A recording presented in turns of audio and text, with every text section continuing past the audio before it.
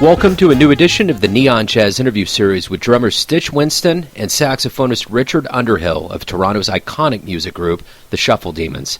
We caught up with this veteran act about their latest 2020 CD called Crazy Time, and this well-established Canadian band is a high-energy outfit that blends virtuosic jazz and funk, playing with eye-catching costumes and over-the-top stage antics to produce an incredible show. They are always a hit at festivals all over the world. They broke onto the Canadian music scene in 1984, and over a 28-year span, they have released 8 CDs, 2 hit videos, won several music awards, been on TV and radio both nationally and internationally. So please get to know these cats, this band, and dig this interview, my friends. Thanks so much for doing this, man. Really appreciate it. Yeah, without a doubt. So thank you for taking a minute out for Neon Jazz. I'm looking forward to it. I want to start off with your latest album, Crazy Time, and it doesn't take too long for anybody, a casual listener, to see the outfits, to read your history, and to see the title of the CD that you guys have definitely wanted to inject a newer, more robust vibe into the world of jazz. So give me kind of an idea about this album, and then we'll get into your guys' history. Okay, great. Well, it's our first album in 7 years. We've done a lot of touring around the world, and in the interim since our last release, so it's great to make a new record. There's 10 songs, 7 instrumentals, and 3 vocal, and yeah, it's going. You know, it touches on modern jazz, blues, funk, a lot of different genres, but I think the main thing about the Shuffle Demons that makes it unique is our instrumentation: drums, acoustic bass, and 3 saxophones with no comping instruments. So that's kind of our sound, and that's what, for me, really kind of defines who we are. Talk to me a little bit about how you guys came together. How did all of this begin, the alpha of your creation? Well, Rich here again. We were going to university in the mid-'80s here in Toronto. And I was I was busking on the street to put myself through school, and just also practice basically and get paid for it a little bit. And I encouraged a roommate to come out, who was Mike Murley, who's on this record. And he came out one day, and we had fun. And the next day, he invited his friend Stich, our amazing drummer, and his other friend Dave, and the band just started. And it was one of those really cool organic things, once again, that led to our unique sound, because we had no power out there. We couldn't get a bass player or drum or a guitar player or piano player. So we just started doing things with 3 saxes and drums for the longest time. And then when we moved inside, we just added bass, and that was it. We just kind of took off. And since you do have such a unique sound, talk to me a little bit about the influences that all of you brought in that really kind of fueled this unique sound you have. Yeah, well, we definitely, there was the kind of traditional jazz influences that I had as one of the writers that, was Mingus and Monk and Ornette Coleman, and that's not traditional, but, so I had those kind of, traditional jazz influences. And then we were coming up, the BC Boys and Run DMC were really kind of working the whole rap thing, and that really fit for what we were doing out on the street. So we could clap our hands and rap and get a bigger crowd, and once again, we kind of took that movement inside. So it is a weird and cool kind of mix of various different styles that make us who we are. Where did the outfits come from? How did all that get woven in? Well, when Richard used to busk on the street, he wore these very loud shirts to try and attract a crowd. And then when we joined him, he lent us some of his shirts. And then that was in September 1984. And then in the summer of 1985, we decided to take our act on the road, and we embarked on a 3-month tour of Europe.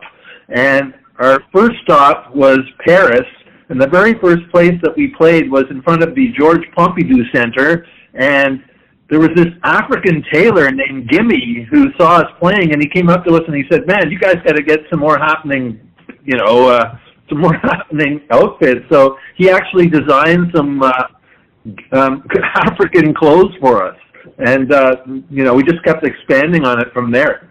You got any interesting stories about who you may have opened up for or been around on the road? Just really, you guys have been around for so long, you got to have great stories from the road. One of my very favorite gigs that we ever did, I believe it was in the 80s, was in Calgary in Western Canada when we opened for King Sunny Ade's band. I'm sure all of your listeners are familiar with King Sunny Ade. He's like the king of juju music from Nigeria. And it was awesome opening for his band. And actually, after the show, I bought a dono drum, a talking drum, off of one of his drummers.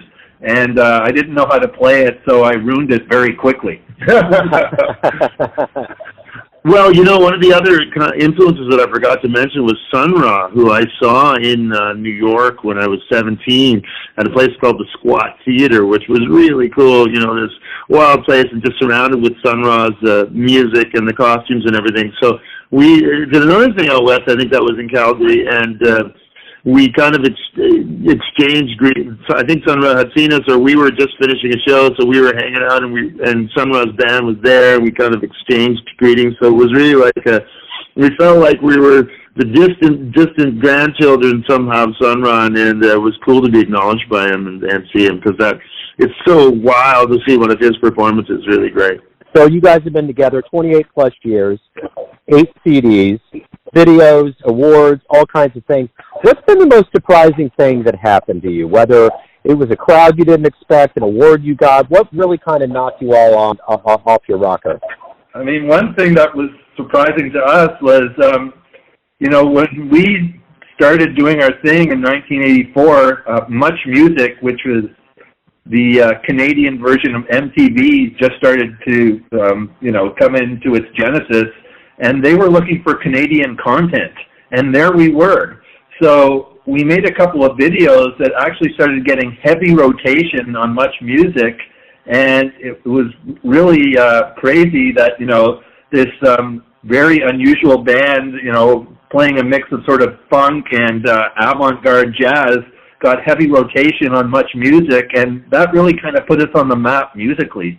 Yeah, that was cool. And, the other thing, when we talk to young musicians who are not so young anymore, but people who would have been teenagers at that time, they, a lot of them were saxophonists, and they said, man, I wasn't thinking that I could actually do this for a living.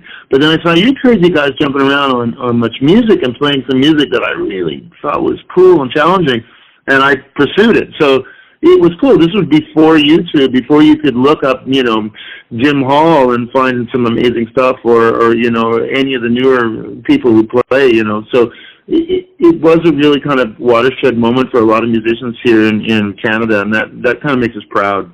You guys ever kind of look around each other and think, man, since 84, that's a long time. I mean, you guys have been around for a long time. Do you guys ever think, man, we had no idea that we were going to get to this point? You're surprised at the longevity and how much it's changed, not only in the world, but music.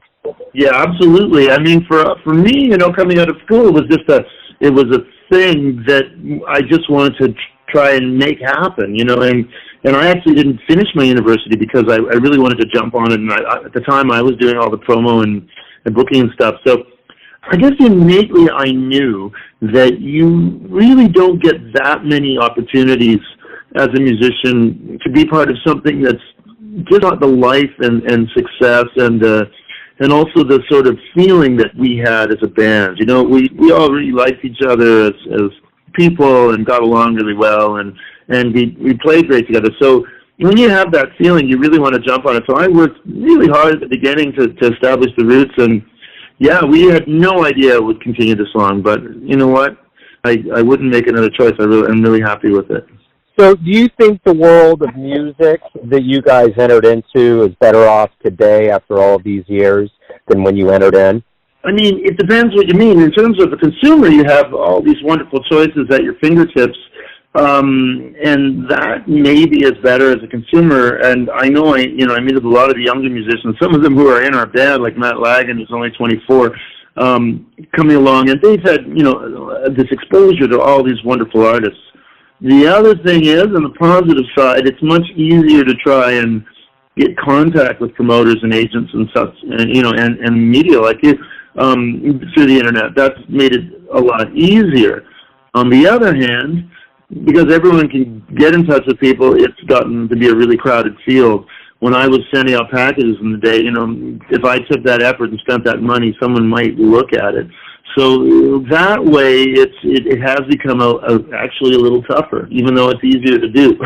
And the other thing that's way tougher because of how the music industry has changed is that now everyone can stream music for free online with stuff like Spotify. So I'm not aware of any professional musician who makes a living selling music anymore. You're basically forced to tour, and you don't receive any kind of income from the playing of your music.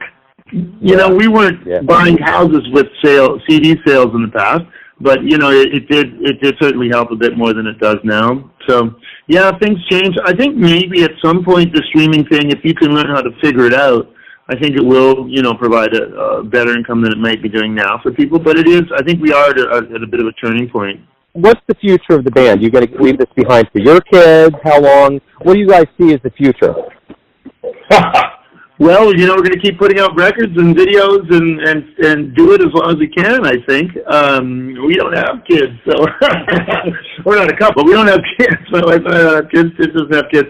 But, I mean, that's the thing. Hopefully the band keeps going. And as I say, we have some young members in the band. So, if they have to take the reins at some point, that's kind of fun. You put that suit on and you become this cartoon character, you become a shuffle demon.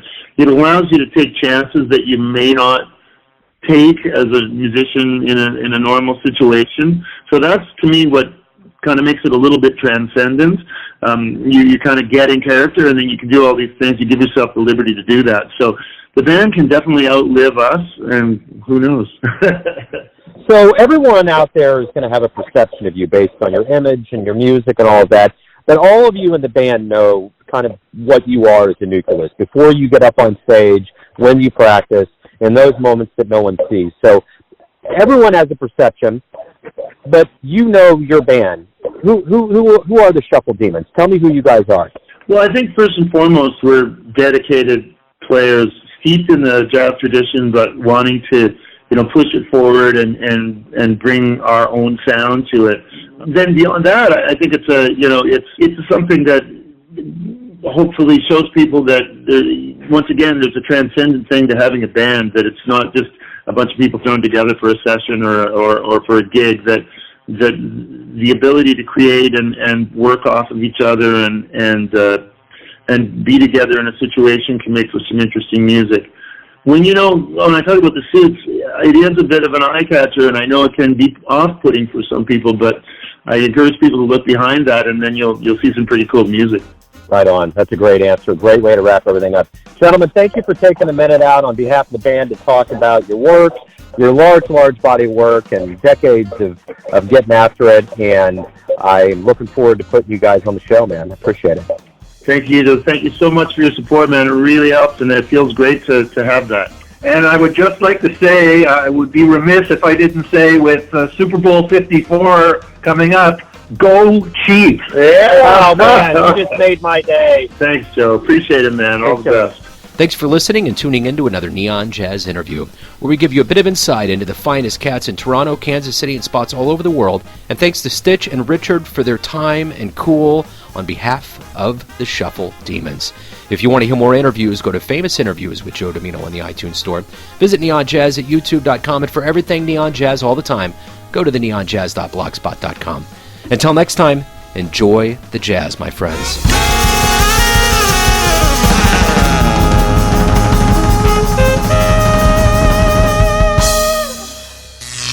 Neon Jazz.